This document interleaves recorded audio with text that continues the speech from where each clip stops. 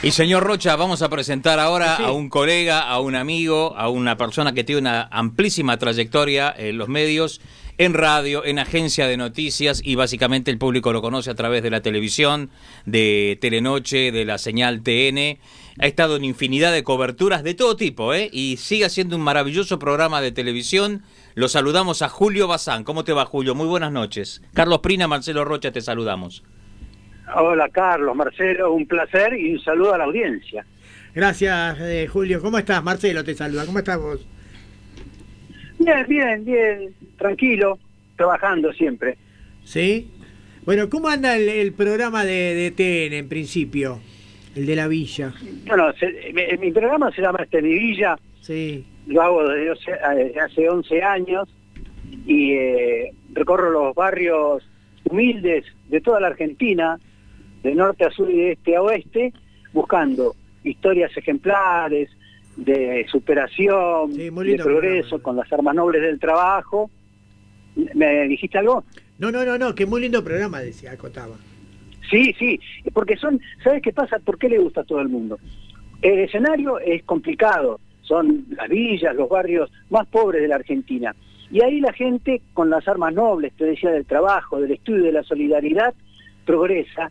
Y son historias muy emocionantes, muy lindas, que permiten seguir viviendo a la gente en el esfuerzo.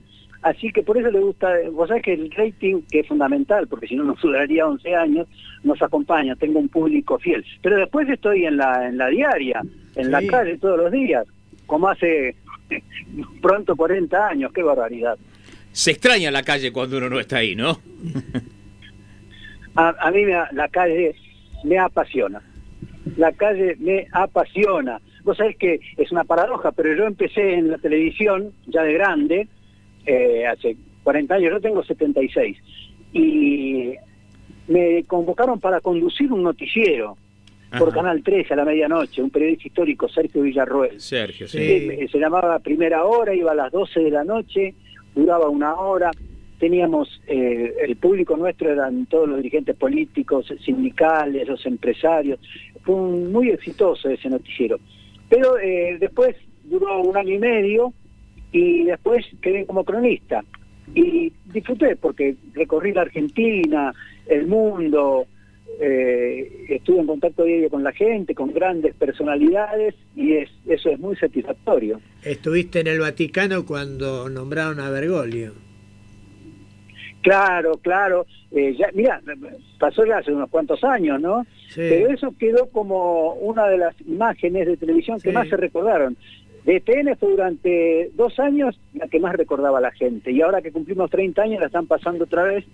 Y yo fui ahí la cara de la sorpresa de todos los argentinos, porque si yo les pregunto a todos si no se sorprendieron como yo, si no se alegraron como yo, si no se enorgullecieron como yo, pero estaba ahí mi carita estupefacta. ¡Ay, Papa argentino! Y se va a llamar Francisco.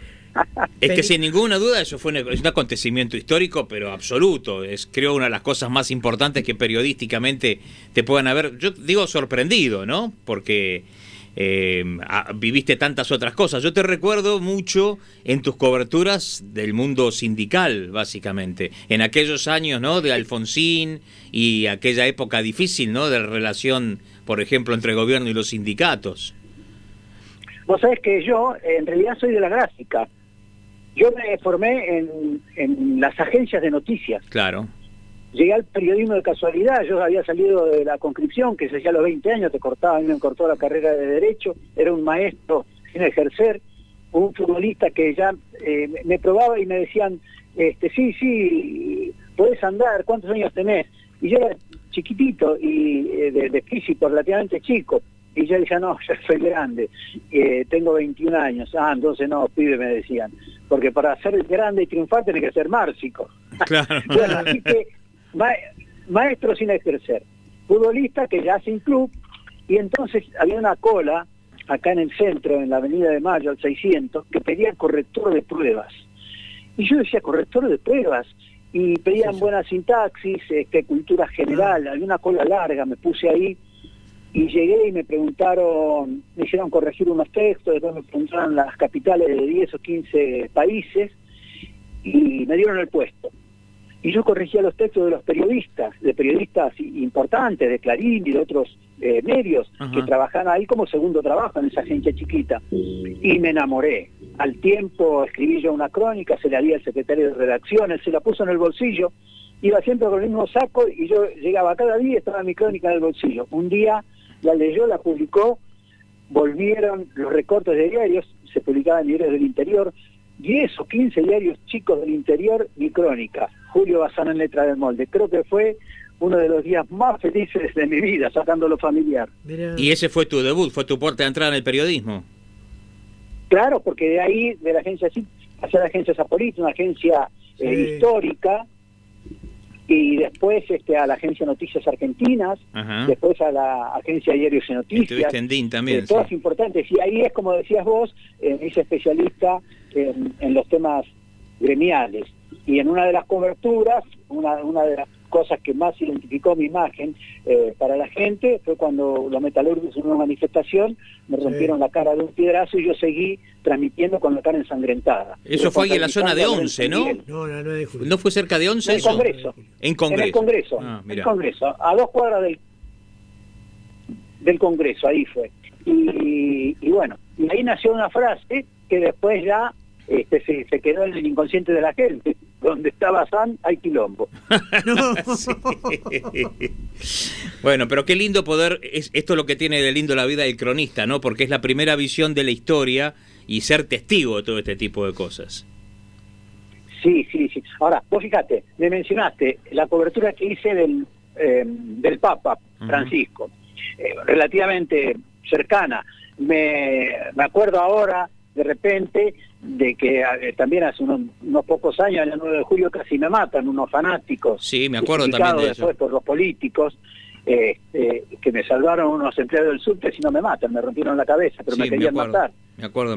Bueno, sí. Pero eso es, y después hace un poquito, también unos años, lo puse en su lugar a Echegaray, el de la FIP, una vez que me quiso dar lecciones de periodismo, y yo le dije que no tenía autoridad moral, y que se había ido en un viaje dispendioso a Río de Janeiro, y mientras había 10 millones de argentinos sin luz y pasando hambre en las fiestas. Y esas son cosas actuales. Pero vos sabés que yo, de las primeras notas que me acuerdo importantes, fue en la agencia de noticias, Zapoliti, cuando Perón echó a los montoneros de la Plaza de Mayo. Es historia pura. Mirá lo que estoy diciendo. Y vos todo esto lo volcaste en un libro que publicaste, ¿no?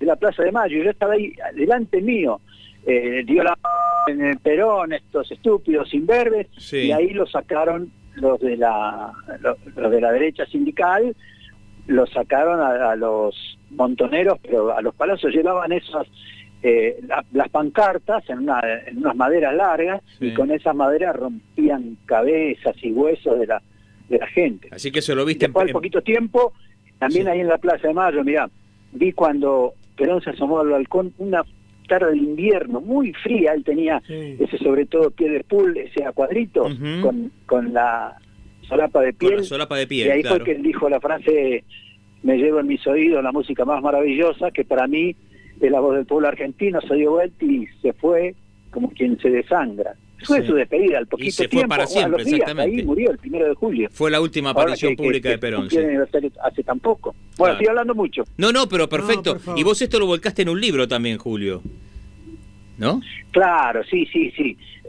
Un productor del canal me dijo: tenés que escribir un libro, y él seleccionó 10 o 12 notas de las más importantes que yo había hecho, y para que yo las relatara, y yo las hacía eso con mi historia personal y con la historia de la Argentina en este largo periodo que me tocó estar en el periodismo, ¿no? Pero yo te digo, fue muy satisfactorio trabajar en la calle, y a nosotros nos tocó, la generación mía, y te nombro Fanny Mandelbaum y otros, podría nombrar muchos más, un momento central del periodismo en la Argentina, la globalización del periodismo. En el interior, en las provincias, pasaban cosas y nadie se enteraba, ellos no lo podían decir, porque la prensa estaba totalmente sojuzgada por la amenaza, por los avisos, o sea que la gente no podía hacerse escuchar. Y empezamos a aparecer con Fanny, había otro periodista de Canal 9, Caram, con las transmisiones en directo por satélite. Acordate, matan a María Soledad Morales. Con el caso María Soledad, los claro. hijos del poder, ahí en Catamarca. Que terminó con el gobierno de los Adi, la ¿no? marcha del silencio en vivo y en directo. Ahí nace la marcha del silencio. Claro. Y una madre, Ada Morales, una monja, Sí. Peloni, las compañeritas y el pueblo que sale, y cae ese gobierno feudal. Exactamente. En Santiago del Estero. En Santiago del Estero, cuando Cavallo hizo un ajuste salvaje, pero recontra salvaje, el pueblo se levantó, los santiagueños, que tenemos la imagen de que duermen la siesta, Ujú. quemaron la Casa de Gobierno, el Palacio de Justicia, pero quemaron, las llamas llegaban al cielo y la gente de los tercer pisos se tiraba al suelo y los agarraba, barajaban con frazadas. Mirá. La legislatura y después las casas de 10 o 12 políticos.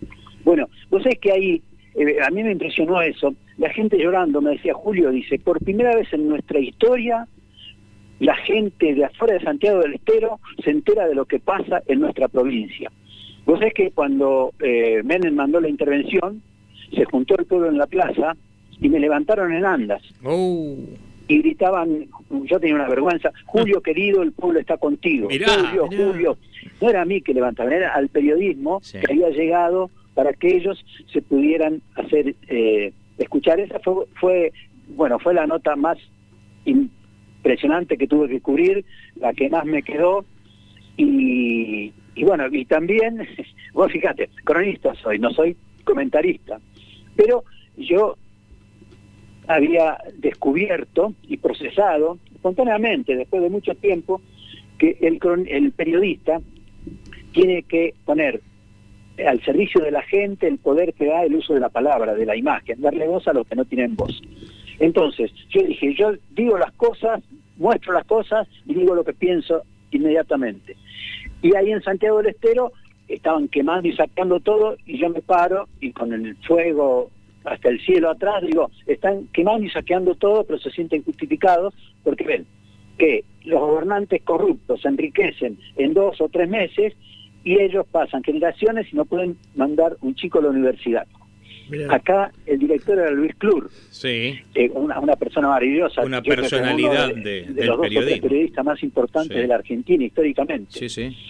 Y nosotros transmitíamos por coaxil y acá lo pasaban como si fuera en vivo. Me contaron que venía Clur por el pasillo gritando, no pasen más lo que dice Bazán en vivo, porque Bazán se volvió loco. Yo no me había vuelto loco, sino que estaba diciendo lo que sentía. Bueno, Bueno. para la gente que no sabe, existe en el periodismo un término que se llama congelamiento, cuando editorialmente la empresa no quiere que un periodista siga trabajando y no lo quiere echar, lo congela. Lo mandan al O sea que freezer. lo pone a un costado de los temas importantes. Yo venía de ganar Martín Fierro, de hacer esas coberturas espectaculares, y me dijeron, Bazán, usted, por eso que dijo, está congelado. Me mandaban a cubrir, por ejemplo, el casamiento de la hija de Calabró, con descripción del vestido. Claro. la lección, el castigo era eso. Ay, Julio, cuántas cosas. No era lo despido, tuyo, digamos. era una tarjeta amarilla, digamos. Exactamente. Porque después al tiempo, otra vez salía al ruedo. Y ¿no? lógicamente, porque cuando necesitan a alguien que realmente sepa hacer el trabajo, van a llamar a lo que corresponde. Julio, te agradecemos infinitamente por todos los minutos que te has tomado esta noche para conversar con nosotros. Es un placer escucharte y hacer esta semblanza del periodismo argentino de los últimos 30 y tantos años. Y es hermoso escucharte hablar de estos momentos que son parte de nuestra historia y que vos lo viviste en primera persona y en presente, ¿no? Bueno, gracias a ambos y un saludo a toda la audiencia. Chao. No, y gracias por haber dado este tiempo tuyo, que es muy valioso. Y bueno, suerte y éxitos para lo que va del año, ¿no? Y mucho más. Dale, chao, gracias. Chao, Un abrazo suerte, grande. chao. Pasó el señor Julio Bazán por Sonrisas Cómplices. Seguimos de esta manera.